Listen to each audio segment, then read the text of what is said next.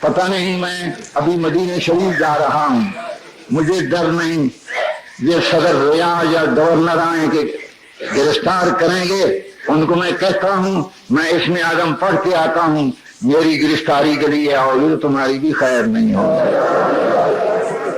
مجھے ڈراتے کیا ہو؟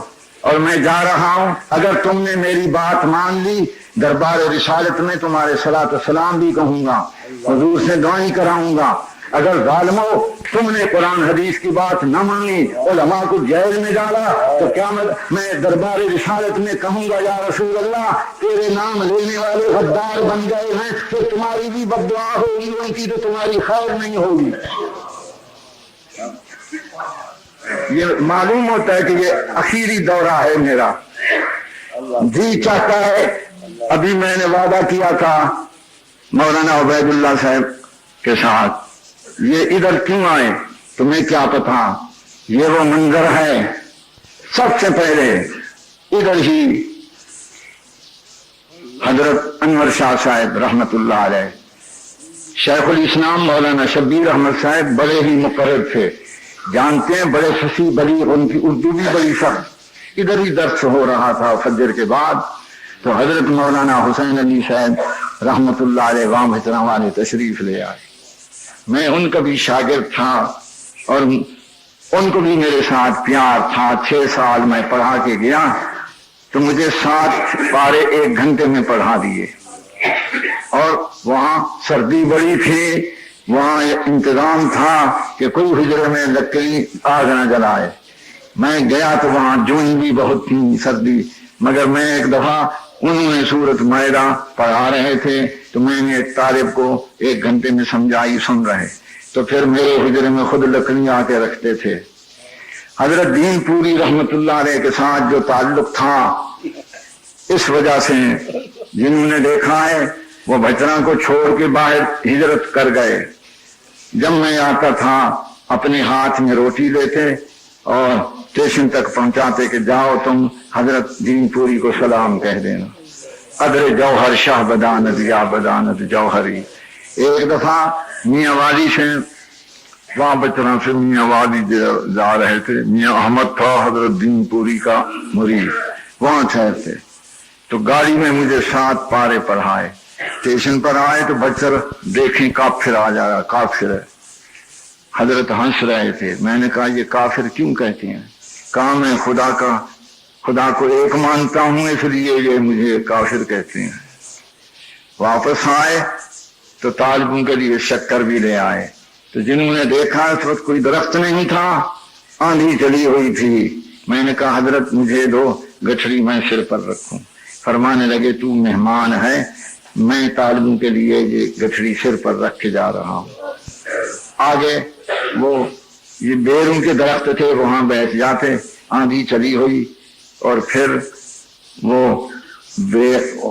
وہ شکر جو تھی کچھ میرے منہ میں دیں کچھ اپنا منہ میں کھائیں، فرمانے لگے یہ وقت بھی یاد کرو گے، میں تیرے ساتھ محبت کرتا ہوں کہ حضرت دین پوری رحمت اللہ علیہ کا کمال تھا، ان کو کہتا ہوں جب ادھر ہی تھے تو حضرت انور شاہ صاحب رحمت اللہ علیہ تشریف لے آئے، حضرت مولانا حسین علی صاحب، حضرت انور شاہ صاحب، حضرت دین پوری اوپر ہی تھے، تو میں نے کسی کو نہیں دیکھا حضرت انور شاہ صاحب کو کہ کسی کے ہاتھ چومے ہوں، اوپر گئے حضرت دین پوری کے ہاتھ چوم کے فرمانے لگے اردو میں، مشکل اگر مقدرت ہوئی تو دین پوری میں حاضری دوں گا، مقدرت ہوئی۔ پھر علامہ اقبال نے سب کی دعوت کی، میں بھی ساتھ تھا، وہاں گئے سب علماء تو کھانا لے آ رہے تھے، میں نے دیکھا سب شیخ توجہ ڈال رہے ہیں، میں نے کہا اس میں انقلاب آئے گا، سب کو پتا ہے پہلے مرزائی نواز تھا، ان کے توجہ کے ساتھ مرزائیوں کے خلاف ہوگی اور نعرہ تکبیر، وہی بات ہے نہ کتابوں سے نہ وعظوں سے نظر سے پیدا، مجھے شعروں کا شوق نہیں ہے مگر اقبال کے کئی شعر آج ہمیں کہتے ہیں، تم کہتے ہو جو قرآن حدیث پڑھتے ہیں وہی علم جانتے ہیں، آپ ان کی قدر کرتے ہو، اور یہ جو بڑے بڑے سائنسدان ہیں، بڑے بڑے فلسفی ہیں، ان کو نہیں مانتے۔ میں نے کہا ایک فلسفی تھا ان کو نہیں مانتے. آج کل عام طور ہے کسی کے سر پر ٹوپی بھی نہیں، پگڑی بھی نہیں، یوں پھرتے ہیں دیوان، یوں پھرتے ہیں. وہ بھی اسی طرح باغ میں پھر رہا، نگاہ اٹھا کے دیکھا، کیا دیکھا ہے کہ آم چھوٹے چھوٹے اوپر ہیں اور نیچے قدم دو دو شیر. چھوٹے چھوٹے دماغ کہنے لگا یہ تو عقل کے خلاف. دو دو شیر آم کا درخت بڑا، پھل چھوٹے، یہ قدو ہے دو دو شیر کے. قدرتی طور پر آندھی چلی، زور کے ساتھ آندھی چلی، دو تین آم اس کے سر پر زخمی ہو گیا. کہاں فلسفہ سمجھ آیا یہ چٹان کا زخمی کرنے والا دو شیر کی صفائی ہو جاتی تھی. نہ ہر جائے مرکب کما تاستن کہ جہاں سفر بعد انداختن، ہر جگہ عقل نہیں پہنچتا. اس لیے وہی میں نے کہا فلسفے کی بات کہہ رہا ہوں. سائنس جاننے والے کہتے ہیں اب ہم فلسفہ جانتے ہیں، سائنس جانتے ہیں، اب نئے کتاب کی ضرورت ہے. اشارہ کروں ہمیں وزیر بھی ایسے ملے سبحان اللہ. ایک تھا بیروہی، پتہ نہیں زندہ یا فوت ہو گیا ہے. وہ اس نے کہا یہ قرآن وادیہ نشین کے لیے تھا جو کچھ نہیں جانتے تھے. اب فلسفے سائنس کا دور ہے، علم کا نئے نظام کی ضرورت ہے.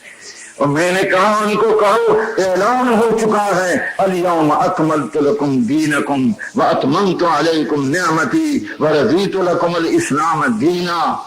کسی نے کہا ہے حضرت ناصح جو آئے دیداؤ دل فرشرا، پر یہ تو سمجھائیں کہ سمجھائیں گے کیا، قرآن کے بغیر اور کیا سمجھائیں. حضرت ناصح جو آئے دیداؤ دل فرشرا، پر یہ تو سمجھائیں کہ سمجھائیں گے کیا. نعرہ تکبیر. ایک تھا سکندر مرزا، پتہ نہیں کہاں گیا. میں مشرقی پاکستان گیا تو سکندر مرزا بھی ادھر کا وزیر تھا.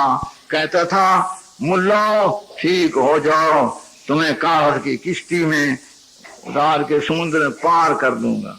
میری تقریر ہوئی، میں نے کہا سکندر مرزا کو کہو قرآن بھی رہے گا، قرآن والے بھی رہیں گے، تو بھی نہیں رہے گا، پتہ نہیں تو کدھر چلا جائے گا. اور سنائے پھر وہ ختم ہو گیا. نعرہ تکبیر. سکندر مرزا ایک چھوڑیے وہ مر گیا ہے. مردے کو مردہ کہنا بھی بڑا شوق ہے.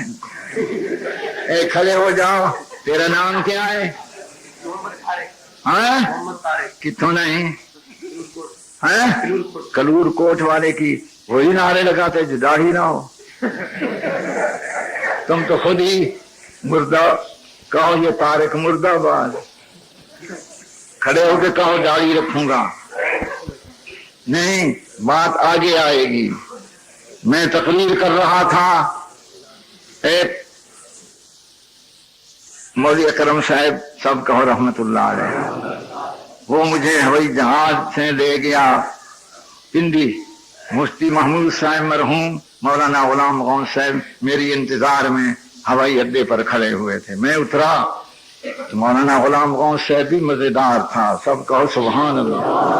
ان کا وجود بھی سبحان اللہ. مشرقی پاکستان گئے، گاڑی بھی مختصر، بیت الخلا بھی مختصر. میں نے کہا مولانا غلام غوث یہ گاڑی بھی تیرے لیے، بیت الخلا بھی تیرے لیے. بالکل مختصر تھا نا، بنگالیوں کی طرح. وہ بات کہہ رہا تھا، وہی ڈھاکہ دکنی میں میری تقریر ہوئی. نماز کا وقت آ گیا. اب میں نے کہا کہ کس طرح جاؤں. ان کی عادت تھی گریبان پھونکو ہاتھ چومو. میں نے کہا میں نے وضو کرنا ہے، اور میں نے تجویز سوچی. میں نے کہا تقریر میری سنی ہے اور اب پھونک بھی مولوی غلام غون سے مرا اور ہاتھ بھی. میں نکل گیا یا پھنس گیا وہاں بنگالیوں کے ہاں. سب کہو سبحان اللہ. وہ بنگالی بھی عجیب تھے. وہ بات کہا نا، سارے بنگالی برابر نہیں تھے. 8000 علماء کا اجتماع تھا ڈھاکہ دکنی میں. کہیں علماء بازار، کہیں وہاں میری تقریر ہوئی تو سب کی دستار بندی ہوئی طلباء کی. تو ایک صدر تھے مولوی صاحب، کہنے لگے میں رہ گیا. میں نے کہا دستار تو ہے نہیں. کہا میں اپنی پگڑی اتارتا ہوں، یہی سر پر رکھو. میری دستار بندی بھی ہو گئی. تو اب مجھے بھی یاد آئی، اب یہ سارے ہی آئے ہوئے ہیں دیوانے 3 دن سے، سب کی دستار بندی ہو جائے مبارک مبارک. یہ جہاں خوشی ہوتی ہے نا، جشن کا جلسہ ہوتا ہے. وہ جشن کی بات آگے آ رہی تھی. جب نظام مصطفیٰ مکمل ہوگا، میں جس طرح پھرا ہوں نا کہ نظام شریعت مکمل ہو، اب دیکھ رہا ہوں یہ خوشی ہو رہی ہے. اب یہ یوں ہی سمجھو یہ جشن کا جلسہ ہے. سب کہو مبارک ہو. یہ جشن کا جلسہ ہے، اب مبارک ہو.